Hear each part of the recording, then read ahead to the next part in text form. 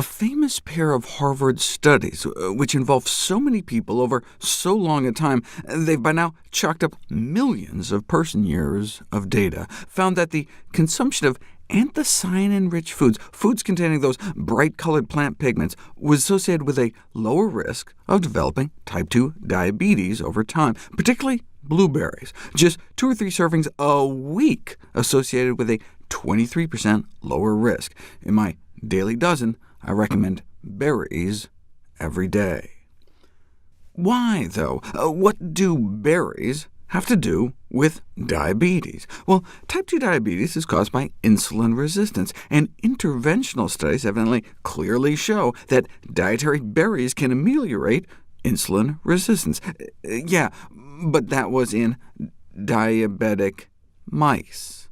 What about in men and women? Those consuming lots of anthocyanin-rich foods like berries didn't just have less inflammation, but significantly lower insulin resistance.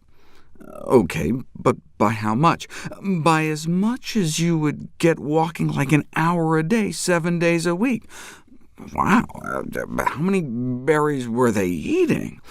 That was for 35 milligrams of anthocyanins a day, so like a cup of strawberries or cherries, a half cup of raspberries, or just a quarter cup of blackberries, or even just a few spoonfuls of blueberries.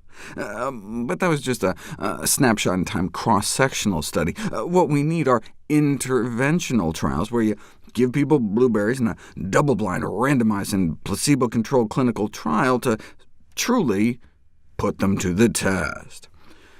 OK, here you go.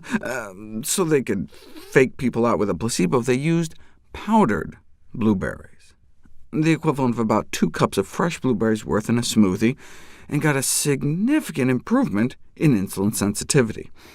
2 cups is a lot, though. Any benefits for just a typical half-cup serving?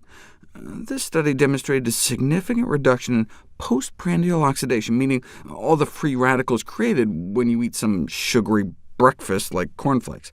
Here's the antioxidant capacity of your bloodstream, taking a nosedive 2 hours afterwards as your body tries to cope. But eat it with a half cup of blueberries, and you start out higher and stay higher after the meal. Note they also tried just adding a quarter cup of blueberries, and that was clearly not enough, so we should strive for a full serving. The reason we care about free radicals, though, is that they can damage our DNA. Can a single portion of blueberries really improve protection against DNA damage? A single portion of blueberries can improve protection against DNA damage. They drew blood from people before and after they ate some frozen blueberries, and exposed their white blood cells to free radicals in the form of hydrogen peroxide. And blueberries significantly reduced the DNA damage done within a single hour after berry consumption. However, the protective effect was transient, and our DNA vulnerability returned within 2 hours. So we want to be eating super healthy foods like berries at every meal. In conclusion, 1 portion of blueberries can improve our cellular resistance to DNA damage, thus supporting the importance of consuming healthy plant foods regularly.